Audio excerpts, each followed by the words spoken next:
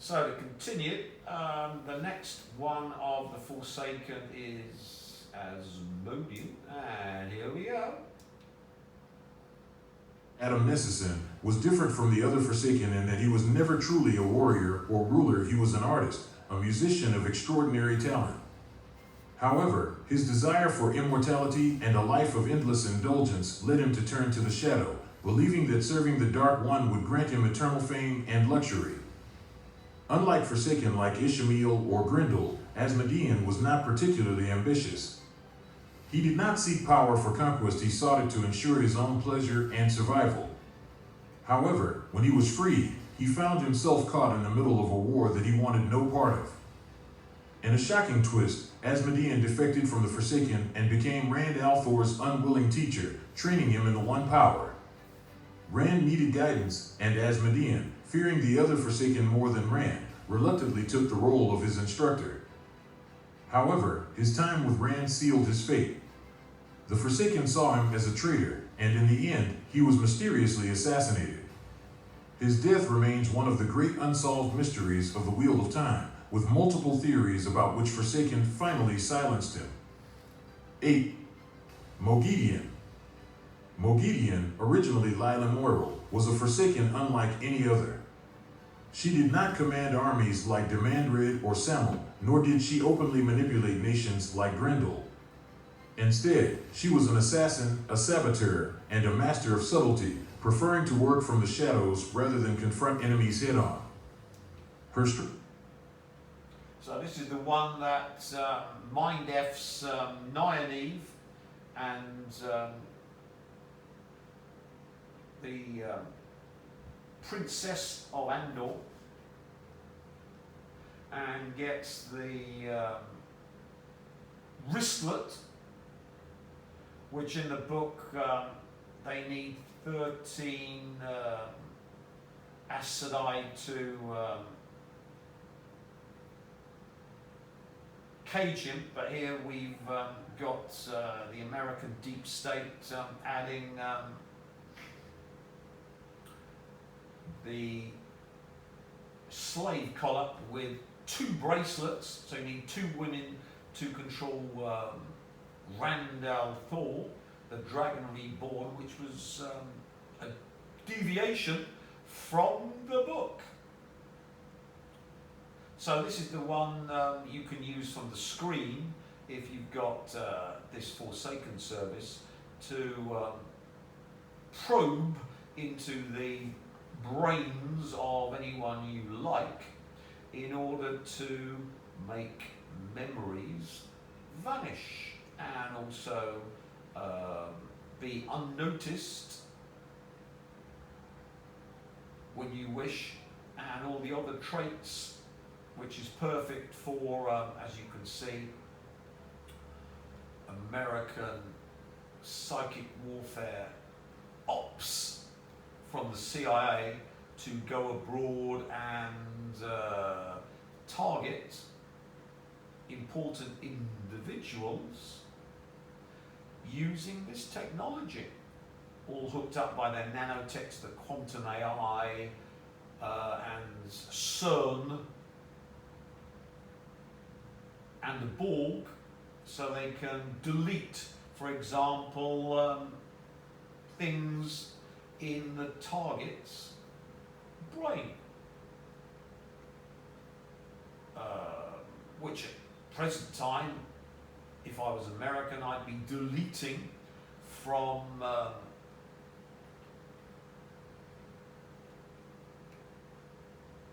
the Ayatollah, the whole thought package of attacking America and doing the same to a foreign minister going to see Wyckoff in Oman. So it's not that this stuff doesn't have capabilities. The only problem is it's being fully taken over by yours truly, so the Americans have lost that capability to delete the Ayatollah's whole thought package to destroy America. So you can see psychic warfare, rather than being something that has no bearing on history, is vital. And the same, for example, with Gorbachev and the Kremlin, use it to delete any thought of opposing the West. And if you wipe that all out, what you just leave is détente and perestroika, and you delete the communist central system of economics that funded all aspects of the Soviet Union, apart from the black market, which of course was rife. And then of course you get the fall of the Soviet Union, and of course perestroika, when they give up their communist central economy and go to capitalism when they're not ready for capitalism, all thanks to Jeffrey Sachs and co, who's a professor who's on Judge Napolitano's channel and is one of the chief culprits for the economic destruction of post-Soviet Union Russia. So one can see psychic warfare is vital to history, and it's been going on for a long time. Don't think the Stargate project with the Defense Intelligence Agency wasn't using this capability on Gorbachev on the Kremlin. That would have been their prime target, and that's called remote influencing or coercion. So you want to Grendel Forsaken. There's only one, so if you haven't got it, tough titties. Let's continue. Stealth, deception, and psychological warfare. She struck only when she was certain of victory, vanishing before her enemies even knew she was there. This is why she was given the name Moghedien, after a deadly spider that lurks unseen before delivering a lethal bite. One of her most terrifying abilities was her skill in Aran'gar, the world of dreams. She could manipulate dreams, invade minds, and strike without warning, making her a nightmare opponent for those who did not understand the realm of dreams. Despite her cunning, Moghedien's greatest weakness was her cowardice. She avoided direct confrontation at all costs, which led to her eventual capture. She was enslaved with a mind-controlled... So one can see another aspect of remote viewing where you remotely view the target, be it Gorbachev, and instead of remotely viewing the physical Gorbachev, you remotely view the dreams of Gorbachev, and then you pull Gorbachev into your intent space in the second attention, which is Tillen Riont, all described in Castaneda's book, The Art of Dreaming, where intra-dimensional scouts enter your dream and then try to pull you out of your dream into their reality. So if you want to know all about this technology, read Carlos Castaneda's The Art of Dreaming. So you can see remote viewing. When you're lucidly waking, you can remotely view a sleeping person, pull them out of their dreams into your intent space, which of course is you visualize while daydreaming, or a place you have made which requires time and effort. I of course have built my own intent space for myself where I live alone, and B, I spent decades building the intent space for Lucifer, where I can pull all of my targets into Omega Hell, built by me, incepted of course with the MP3s where I describe the Hellspace Hospital, where you go into the Hellspace Hospital and then you're psychically implanted so you never wake up again, and your awareness, soul, spirit is pulled into my Omega Hellspace, where of course over a period of decades I built it, and now Lucifer runs it for me. So you might think this is all fiction and fantasy. No. Remember, you can remotely view the Wheel of Time via the book, plural, or the Amazon series. Step into it, and if you're a Forsaken, you can actually live in that intent space, because that intent space was created by me. So thief beware. When Janklo stole the first part of my fantasy book, and Jordan embellished it, did a wonderful job, there of course was the Faustian payment to make, which was their eternal torture with the rest of their ilk, and all these new powers and potentials which weren't there were added to the source. When I say we're making new source, how are you making new source? I'm making new source by making all of the Wheel of Time real, in reality. What do you think of that, cameraman? Mind-blowing. Exactly, it's good though, isn't it? Forced to serve her enemies as punishment for her failure. 9. Eval Ramman was once a highly respected historian, researcher, and philosopher during the Age of Legends. He was known for his brilliant mind, deep understanding of human civilizations, and knowledge of lost cultures. However, unlike his contemporary scholars, Balthamel was not content with merely studying history. He wanted to shape it, to leave his own mark upon the world. Though he was never as politically influential as figures like Ishmael or Demandred, Balthamel's research led him to unearth ancient secrets of power, including forbidden knowledge about the shadow. This, combined with his growing thirst for pleasure and decadence, led him down a dark path.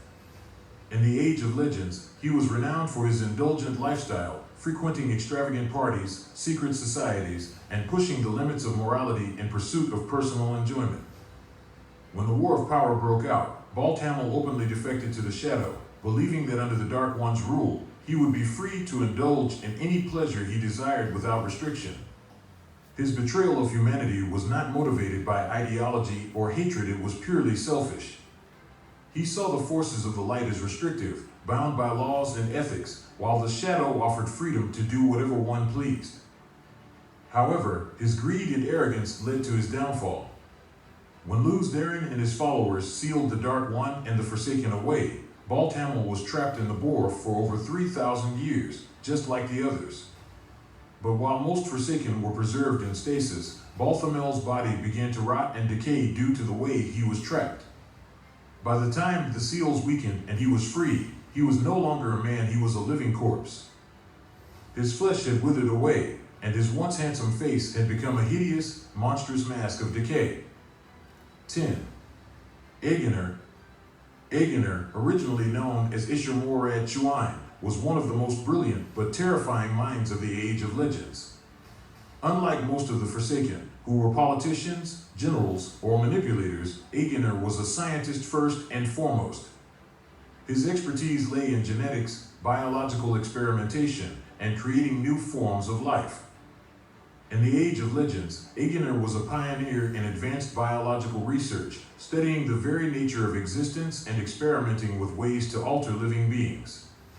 His work was So this one is important if you've got it, in that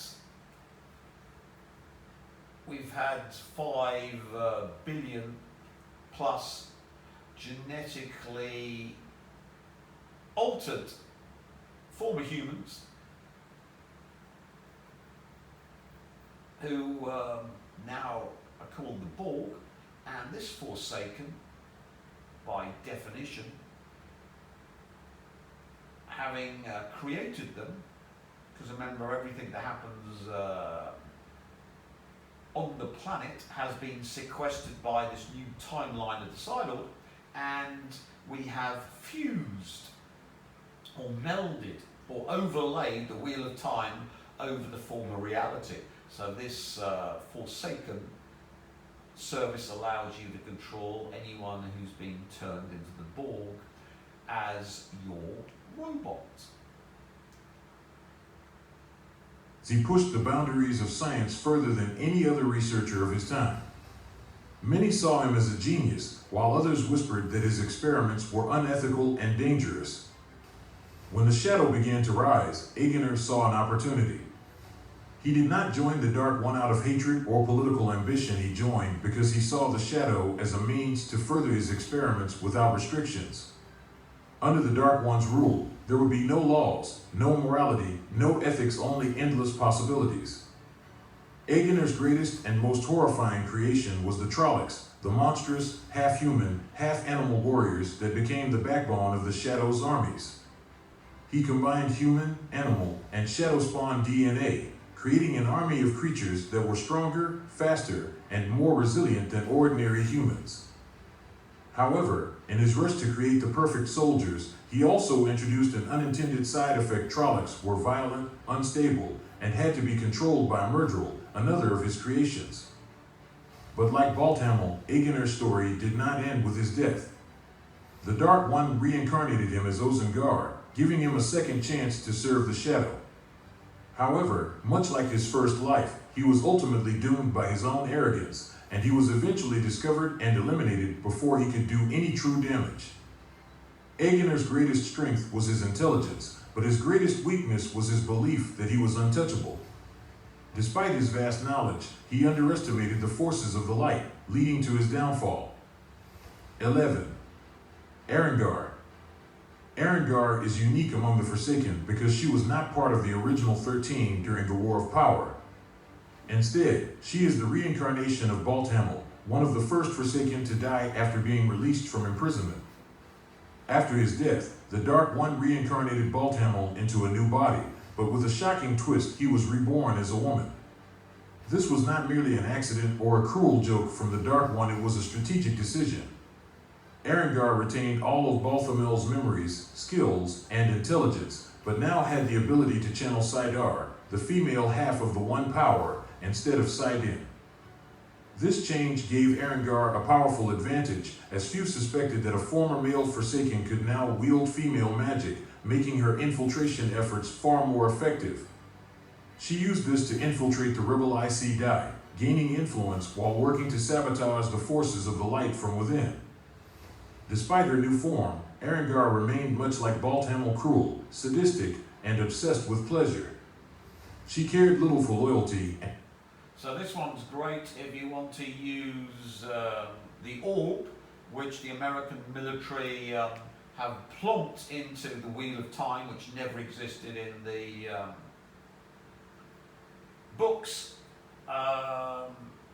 especially if you're a male, because then you can have your cake and eat it, can't you? And you don't have to buy two Forsaken services like the Nablis, where he's bought the Nablis and the Lanfear one, so he can use the orb. So this is a must-have for all of you transsexual Forsaken who want to use Cyndane and Cyndane, plus the orb, plus Calendar when it pops up, which now can kill the Dark One. But in the books, that was impossible. All they could do to the Dark One was bot them up again. Let's go. And indulging her own desires and chaos. This ultimately led to her downfall, as her recklessness and arrogance made her an easy target. Her reincarnation proved that the Dark One had the power to reshape his chosen, keeping his most useful tools alive in new and unexpected ways. 12. Osan'gar. Just as the Dark One reincarnated Balthamel into Aran'gar, he did the same with Aginor, bringing him back as Osan'gar. While Aran'gar was given a completely new body and identity, Osan'gar's transformation was more subtle. He retained his male form and many of his old traits, but was given a fresh start in a new world. Osan'gar, like his previous self, was primarily a scientist rather than a warrior or strategist. He was one of the weakest of the Forsaken in terms of political influence, and rather than openly seeking power, he preferred to work in secret, conducting experiments and assisting in the Shadows' war effort behind the scenes. Unlike Forsaken like Demandred or Grendel, who sought dominance and control, Osan'gar was a coward at heart, avoiding direct confrontations whenever possible. He was not interested in ruling nations or leading armies. He simply wanted to continue his twisted research. His downfall was his lack of caution. While working undercover, he was discovered and swiftly eliminated, proving that even among the Forsaken, there was no room for weakness. Osan'gar's story highlights the fact that not all of the Forsaken were leaders or warriors. Some were simply tools of destruction, meant to serve rather than command. 13. Cyndane. Cyndane is perhaps the most tragic of all the Forsaken, because unlike Aran'gar and Osan'gar, who were minor figures, she was once Lanfear, the most powerful female channeler of her age. After her apparent death in the collapsing portal stone world, the Dark One did not let her soul escape his grasp. Instead, he reincarnated her into a weaker body, stripping her of much of her former power and ensuring that she could never again rival the greatest channelers. The name Cyndane means last chance, a cruel reminder that Lanfear had failed the Shadow and was being given one final opportunity to prove her worth. Despite her diminished strength, Cyndane remained one of the most dangerous Forsaken, especially because her hatred for Rand al'Thor, Lews Therin, had only deepened. No longer obsessed with possessing him, she now sought to destroy him for rejecting her. Her interactions with Moghedien, Ishamael's reincarnated form, suggest that she was no longer truly free. She was bound to his will, forced to serve in ways she never had before. This, perhaps, was the greatest punishment of all for someone who once sought absolute power. Cyndane represents the tragic fall of Lanfear, once the most beautiful, powerful, and ambitious of the Forsaken. She was now a diminished tool of the Shadow, cursed to serve a cause that had long since betrayed her.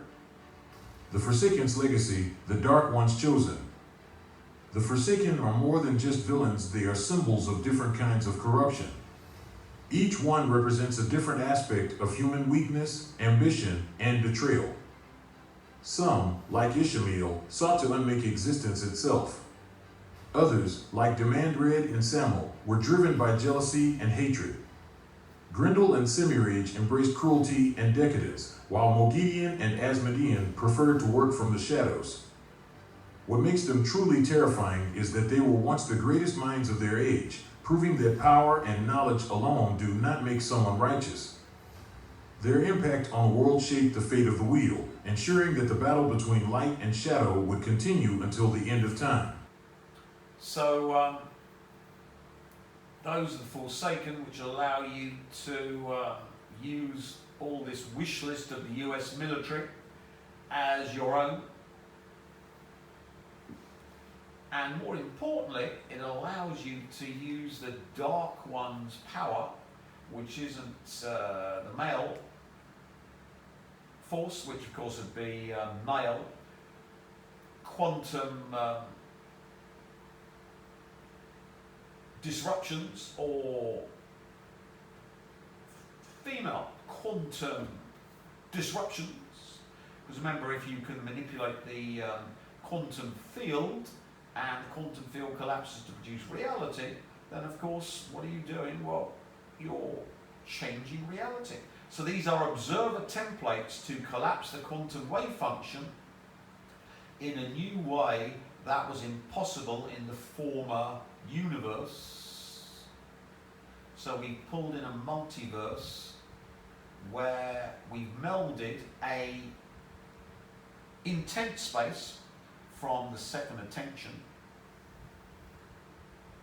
from yours truly, and then used scapegoats, Morton Janklow and Robert Jordan and Bezos and to bring it into the first attention, which is the attention of humans.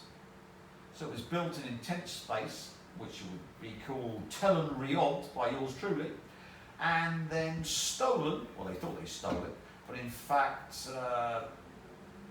they were Jeremiah Schwartz.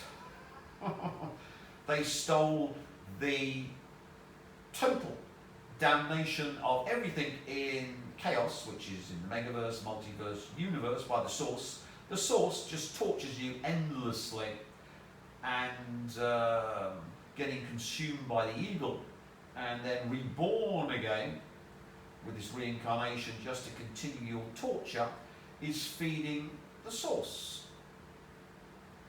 With the new source, we're making new source. So you think of the old source as being made from that process. The new source, which is the addition to the source. Well, isn't the source unchangeable? No, the source is invulnerable. That doesn't mean Superman can't grow from Superboy to Superman, does it? No, no, no. And not having the kryptonite and magic and red sun weaknesses. So you can think of the source as something that not only doesn't care for you, but tortures everything in chaos to produce the source in the first place. Because think about it, you've got a multiverse where the only thing at the source is that in every multiverse it's invulnerable and consumes that timeline to feed off it as the ultimate vampire to produce the source. That is the source. So it's diametrically opposite to the so-called Jewish God and the idea of a Jewish God where it loves you and you'll go to heaven. No, it totally despises you and you're in hell and you're always in hell and it never stops. Hence Buddhism, they understood this. Well, holy shit, how can we get off this? Well, we've got to erase ourselves, enter nirvana where we never existed in the first place. Being balefire, basically. So you can see that when I made you a vampire, I simply downloaded the damnation of the source into someone who wanted to steal me, which of course is Jeremiah Schwartz and his ilk, who had the temerity to think they could steal me, and in fact all they did was steal your eternal damnation to add to their eternal damnation, which of course when they tried to steal me, the source, they stole the IOU, which meant that I could make a new source. So not only was I Superman, but I could then be a chimera where I wasn't forced to be Superman, which is the intent of Superman. I could be total intent, which means I could be any damn thing I like. You go from intent to total intent. And in doing this, what we've done is to bring the multiverse timeline not from reality, but from intense space, and merged it with this timeline to make something that never existed in the multiverse. A whole new creation. And you who are the Forsaken are there to torture, torment and do cruel things to chaotic beings, all to add to your power, and by doing so you feed new sourceness. So it's not that we're changing, giving love and light to chaotic beings, but we're just adding to the torture by making former chaotic beings torturers, not in Omega Hell, but in the real world, which makes new souls. So it's a whole different approach to theology, which of course only the Buddhists got it right, where you erase yourself, or in fact the Muslims, where if you die a martyr, then of course the cause of your death, time density, is Allah, and therefore your conception is changed, and since you are one of the martyrs of Allah, you escape the eternal torture which everyone else goes through again and again and again via reincarnation. So we can see that the male force is one of the branches, and the female force is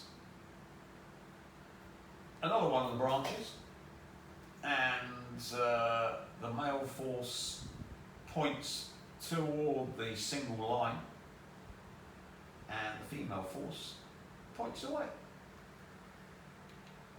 So, male force points that way, and female force points that way. And the dark one's force is a new branch from the male, and again, the female gets dark force. So they are completely separate. Think of this as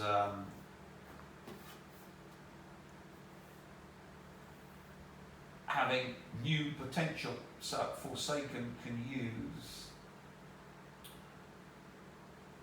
quantum perturbations, not male or female, quantum perturbations towards the source, quantum perturbations away from the source, but simply quantum perturbations within chaos. So the actual fabric of chaos and the evil of chaos is used for your quantum perturbations, one pointing towards the source, another pointing away from the source. And only the Forsaken can channel the chaos quantum perturbations, because I'm not selling dark Aseli services, but since the dark one can make new Forsaken, if you want to become one of the new Forsaken, you can always buy a new Forsaken service. That's going to cost you the new price, of course, which is 20 grand. Cheap at twice the price. So here's the orb. One of the most surprising, which has no place in the books, but of course the US military put it in, because you can imagine if we get a female channeler who can perturb quantum fields, then this will be able to mega amplify her quantum perturbations. And if she's Forsaken, then she'll be able to mega quantum perturb the chaotic quantum perturbations. So we see why they added this. They of course would need a female channeler, but of course by definition if they send one over to the Trang, she's going to be whining to joined the gang, and then of course using said orb to pussy whip yours truly. So you can see the foundations of adding this orb, and of course you can also give the orb to little princess who isn't born yet, but since she's 5-dimensional she can use this if she's going to be conceived to potentially be more powerful than Daddy, and then do the trick with the snow globe to use it to lover me with her mummy. See how it all fits together. So that's why it's been added when it's not in there previously. And of course this is going to be used to kill Moraine, which isn't in the book. Moraine, not kill Moraine, kill Lanfear. Moraine kills Lanfear in the book, but she doesn't use this ultimate female sangreal. She zaps her and fries her, powered by normal sangreal, and of course the Dark One in the book reincarnates or metempsychoses her in a new body which is ugly, and she loses her overwhelming power and becomes diminished as punishment for being beaten by a puny blue Aes Sedai who doesn't approach the power of Lanfear. So she gets uglified and reduced in power for being beaten by someone she should have crushed like a flea, and whose ramblings have had no effect on reality. Two of the most powerful women. Which is rubbish, because Lanfear was the most powerful of the Forsaken women, and women were less powerful than men in the books with channeling. But this one, Lanfear, would be able to crush anyone bar Luz Therin, who reincarnated in Randall Thorpe. So she was the natural mate of the most powerful female with the most powerful male, but he of course Luz Therin married an Aes Sedai who was love and light Aes Sedai, and of course hell hath no fury like a woman scorned. So Lanfear joined the Dark One, but never gave up on having him. So that was a whole ploy with Randall Thorne. She went against the Dark One and the other Forsaken, and turned her back on Moraine, who was powerful in this fallen age, but would have been mediocre in the Age of Legends, where Lanfear came from. And she had a sangreal to amplify her mediocre power, and blasted Lanfear with the old bolts that killed her in the books. But thinking they're comparable is like comparing a housewife jogger with an Olympic athlete, in this case female. So one can see the difference. Yeah, you know, she can do stuff, but Lanfear was the bee's knees, and if Luz Therin had had half a mind, he would have married her and used her against the Dark One, and they might have won that war. And you can imagine in this new American psychic warfare.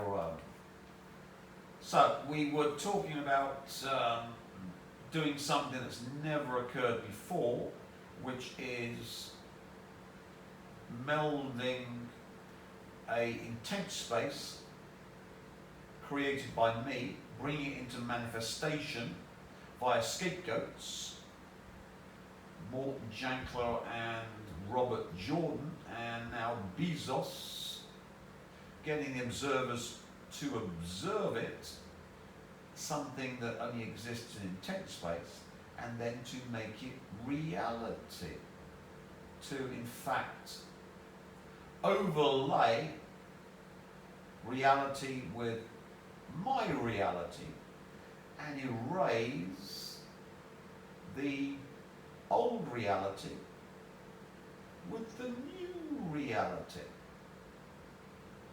And we will see Elon Musk being terrified of the death machine, which is being used by yours truly.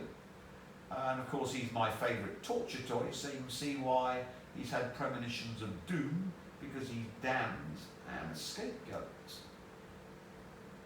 Progress, there are risks that extend far beyond our immediate comprehension. You know those stories where there's the guy with the pentagram and the holy water, and he's like, yeah, he's sure he can control the demon. Elon Musk's latest warning has set the scientific community and the internet on fire. He's calling CERN's Large Hadron Collider a potential death machine. Imagine a facility designed to peer into the deepest mysteries of the universe, yet possessing the capability to unravel the very fabric of reality itself. How can a tool meant to unlock cosmic secrets possibly harbor catastrophic dangers? Today we're diving into Musk's stark message, examining what lies beneath the headlines. So you can see my favourite torture toy, the Death Goat June Musk, calling CERN a death machine. Yeah, it's a death machine to erase an entire universe and then replace it with my universe. So what has been done, we've got the quantum eraser, which rewrites time, but not for a particle observation, but for an entire universe. Now here we've got Sabine Hossenfelder, who knows bugger all, one of the physicists that have gone down the wrong path for a good 100 years, trying to debunk it. Here's the gist we showed before the